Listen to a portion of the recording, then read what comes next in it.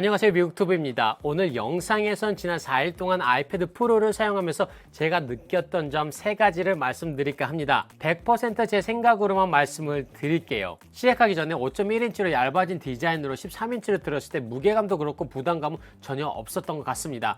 얇아진 만큼 들기가 정말로 편해진 느낌을 받았어요. 그럼 먼저 첫 번째, 배터리입니다. M4 칩을 탑재하고 나서 배터리 효율성이 더 좋아졌다고 했잖아요. 그래서 제가 100%였을 때부터 넷플릭스를 보기 시작했거든요. 군검사 도베르만을 보기 시작을 해서 인트로도 스킵 없이 계속해서 봤는데 에피소드 9화까지 갔었는데도 불구하고 53%가 남아 있었습니다. 물론 다른 편집이나 여러 가지 사용해 봐야 하겠지만은 영상을 계속 봤는데도 이 정도 남아 있었다는 것에는 저는 개인적으로 놀랐거든요. 여러분은 뭐 그런 것 가지고라고 이야기를 할 수 있겠지만은 저는 만족했고요. 그 후로도 충전 없이 일반 사무용이나 인터넷 서핑을 했는데도 33%로 수목금 15시간 정도 사용을 했습니다. 물론 그 안에 여러분이 어떻게 사용하시냐에 따라서 달라지겠지만은 불만 없이 사용을 하실 수 있을 것 같습니다. 두 번째로는 애플 펜슬 프로입니다. 이것은 역시나 했던 부분인데요. 가방에 넣을 때 솔직히 정말로 불안합니다. 그 이유가 새로 업그레이드된 매직 키보드에 넣을 때가 없잖아요. 이 부분은 애플 이벤트 때부터 혹시나 했는데 역시나 걸리더라고요.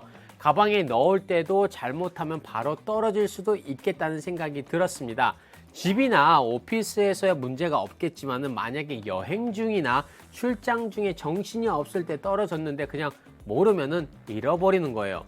사실상 나의 찾기가 있다고 해도 그것을 100% 그때그때 확인은 못할 때도 있기에 항상 조심해야 합니다. 폼은 나고 키보드 자체는 좋지만은 애플 펜슬 보관 부분에서 봤을 때 너무 약하다는 느낌이 들었어요.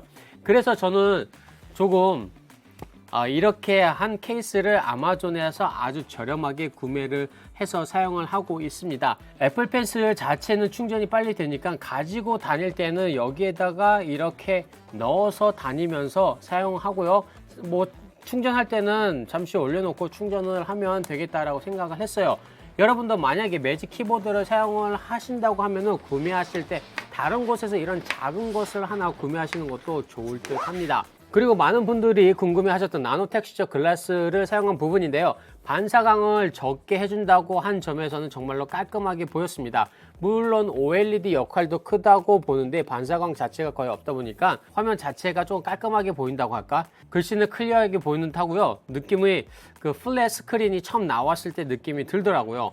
많은 곳에서 글씨를 쓸 때 이 느낌이 마치 종이에 쓰는 것처럼 비슷하다고 이야기를 하는데요. 저는 개인적으로 전혀 그런 느낌을 받지 못했지만은 정말로 스무스한 그 느낌은 있습니다. 개인적으로 느낀 것은 지금까지 스크린에서는 그냥 유리 위에다가 글씨를 쓰는 느낌이 들면서 실제로 스크린과 펜 사이에 글래스가 있다는 걸 확 느껴지는 반면 나노 텍스처에서는 확실히 그런 느낌은 전혀 없었습니다. 글씨를 쓸 때나 뭐 제 딸이 그림을 그릴 때 한번 사용해 보더니 펜과 아이패드의 그 반응 속도가 확실히 달라졌다고 하더라고요.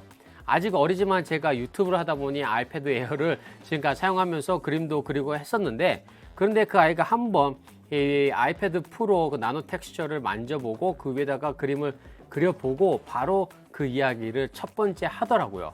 그런데 조금 안 좋았던 부분이요, 생각보다 자국이 묻습니다. 전까지 있었던 맥글래스랑 비교하면 훨씬 덜 묻기는 합니다. 물론 같이 딸려온 천으로 닦아내면 될 듯 한데 전보다는 자주 닦을 필요는 없는 듯 해요. 근데 문제는 미팅을 하다 보면 침도 튀길 때가 있잖아요. 그 침이 잘 안 지워지더라고요. 침이 튀었다고 하면은 마르기 전에 바로 닦아주는 것이 정말로 좋을 듯 합니다. 특히 손에 기름이 많이 있는 분들이라면 좀 신경 쓰이는 부분이 아닐까 합니다. 그리고 나노 텍스처 스크린이 손가락이나 애플 펜슬로 사용했을 때 훨씬 더 스무스하게 화면 위에서 사용을 할 수 있었던 것 같고요. 영상 녹화 당시 아직 출시일이 공개가 안 되었지만은 얼마나 많은 사람들이 진짜 이 비싼 아이패드가 필요한가라고 생각해 보면은 의문이 드는 부분이 있습니다. 제가 이번에 애플 펜슬 프로, 매직 키보드, 아이패드까지 해서 세금 포함해서 미국 달러로 3,000불 이상을 썼는데 일반적으로 사용을 한다든지 아니면 영상만 주로 본다고 하시는 분들은 이렇게까지는 필요가 없지 않나 라고 생각을 해보거든요.